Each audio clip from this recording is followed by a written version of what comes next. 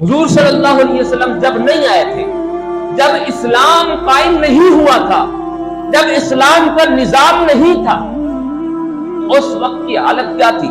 حضرت امام جعفر نے نا اس کو بیان کیا ہے۔ آپ کو پتا ہے کہ جب اسلام آیا، حضور صلی اللہ علیہ وسلم تبلیغ کی، آپ نے مشقتیں پیدا ہو گئی، مشکلیں پیدا ہو گئی، تو مسلمان اپنا گھر بار چھوڑ کر چلے گئے تھے۔ مسلمانوں نے اپنا گھر بار چھوڑا، پہلی ہجرت جو کی، یعنی کہ اپنا سب کچھ چھوڑ کے اسلام بچایا، سینے میں صرف ایمان ہے، ایمان کی دولت لے کر یہ جناب والا سفر کر رہے۔ پہلی جو انہوں نے ہجرت کی تھی وہ حبشہ کی طرف، اور حبشہ کو جو بادشاہ تھا وہ نجاشی، وہ بڑا عادل تھا، بڑا انصاف پرست وہ بندہ تھا، انصاف کرنے والا وہ شخص تھا۔ تو کفار قریش کو جب یہ پتا چلا نا کہ مسلمان ہجرت کر کے وہاں چلے گئے ہیں اور وہاں تو ان کے اوپر ظلم نہیں ہوگا، ان کو کوئی مارے گا نہیں، ان کو کوئی روکے گا نہیں، تو اس طرح جو ہے ان کا اخلاق اتنا اچھا ہے، اسلام کی تعلیم اتنا اچھی ہے کہ یہ تو پھر پھیلتے جائیں گے، یہ تو پھر پھیلتے جائیں گے، یہ تو پھر جو ہے اس طرح تو امن قائم ہو جائے گا، اس طرح تو ظلم و بربریت ختم ہو جائے گی۔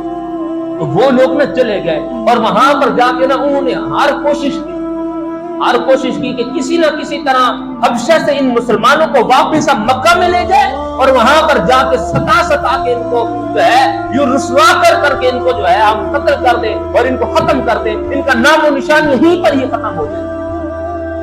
تو کفار قریش سے جو ہے ایک وفد گیا حبشہ کے بادشاہ نجاشی کے پاس اور جا کر وہاں کہنے لگے کہ ہمارے جو ہے ملک سے کچھ لوگ ہیں جنہوں نے بغاوت کی ہے، اب وہ تمہارے ملک میں آ کر جو ہے پناہ گزین ہو گئے ہیں، یہاں پر انہوں نے پناہ لے لی ہے، تو ہم یہ کہتے ہیں کہ ان کو گرفتار کرواؤ، ہمیں پکڑ کے ہمارے ساتھ ان کو بھیجو۔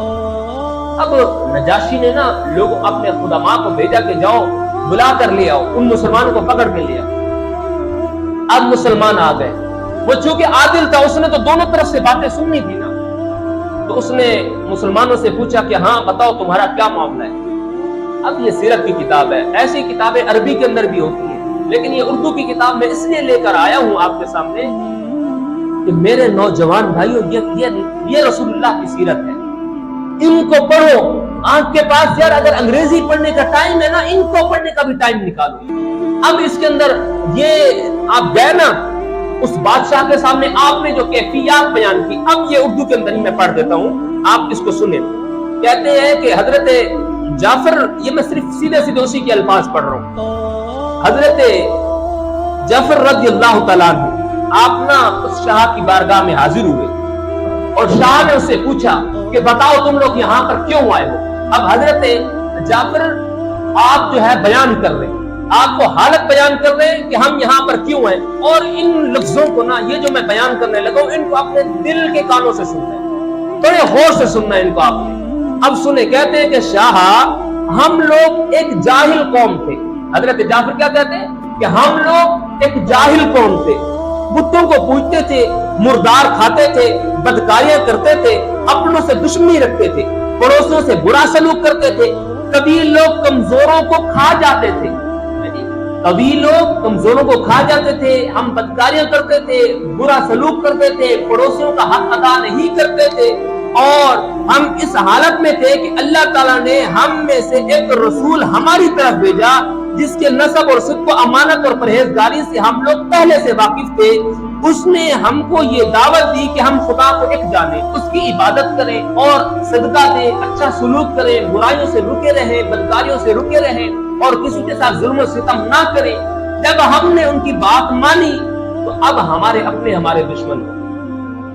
اب یہ حضرت جعفر نے نا اسلام سے پہلے کی کیفیت کو بیان کیا، اسلام سے پہلے کے حالات کو بیان کیا ہے۔ اچھا مجھے بھلا بتائیں، بھلا غور سے سنیں میری بات کو، آپ نے کیا فرمایا کہ ہم پڑوسیوں کے ساتھ اچھا سلوک نہیں کرتے تھے جب تک ہم میں ایمان نہیں تھا۔ مطلب یہ ہے کہ جہاں پر ایمان ہوگا نا، جہاں پر اسلام بستا ہوگا، جہاں پر ایمان بستا ہوگا، وہاں پڑوسیوں کے ساتھ برا سلوک نہیں ہوگا۔ جہاں پر ایمان بستا ہوگا نا وہاں پر بدکاریاں نہیں ہوگی، اور جہاں پر اسلام بستا ہوگا نا وہاں پر جناب والا زنا نہیں ہوگا، وہاں پر چورا کاری نہیں ہوگی، وہاں پر ظلم و ستم نہیں ہوگا، وہاں پر کسی کا حق نہیں کھایا جائے گا۔ ہم پاکستان میں ہیں اور یہ ایک اسلامی ریاست ہے، یہ اسلامی جمہوریہ پاکستان ہے، اچھا بھائی ہے تو اسلامی جمہوریہ پاکستان، تو کیا یہاں چوری نہیں ہو رہی؟ تو کیا یہاں زنا نہیں ہو رہا؟ تو کیا یہاں بدکاریاں نہیں ہو رہی؟ تو کیا یہاں پڑوسیوں کا حق نہیں کھایا جا رہا؟ اللہ اکبر! یار پھر ہم کیسی اسلامی ریاست میں ہیں؟ پھر ہم کیسے اسلام میں ہیں؟ ہم پھر کیسے اسلام کے نظام کے تحت ہیں؟ پھر ہمیں کہنا پڑے گا کہ نہیں ابھی تک پاکستان میں نظام اسلام نافذ نہیں ہے، اگر ہمیں نظام اسلام چاہیے تو ابھی ہمیں مزید جدوجہد کرنا ہوگی، ابھی ہمیں مزید کوششیں کرنا ہوگی۔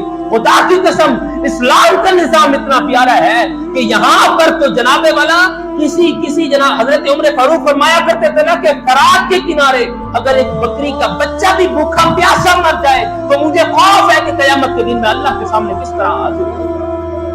یہ ہے اسلام کی ریاست، یہ ہے اسلام کا نظام، یہ ہرگز اسلام کا نظام نہیں ہے۔ یہاں پر تم دیکھو ہمارے ساتھ کیا کچھ نہیں ہو رہا، کیا ظلم و ستم کی کون سی قسم ہے جو ہمارے ساتھ نہیں ہو رہی۔ تو میں یہی کہنا چاہتا ہوں کہ خدا کے لیے یہ جو اب ہماری حالت بنی ہے، یہ نظام اسلام سے پہلے کے احوال ہیں، یہ اسلامی ریاست سے پہلے کے احوال ہیں۔ جہاں پر اسلام ہوتا ہے وہاں پر یہ معاملات نہیں ہوتے، وہاں پر کسی کے ساتھ ظلم نہیں ہوتا، وہاں پر کسی کے ساتھ ستم نہیں ہوتا، وہاں پر کسی کا حق نہیں کھایا جاتا۔ لیکن ہمارے ساتھ تو سب کچھ ہو رہا ہے، ہمارے ساتھ تو سب کچھ ہو رہا ہے، پھر اسلامی ریاست کیوں کہہ رہے ہیں؟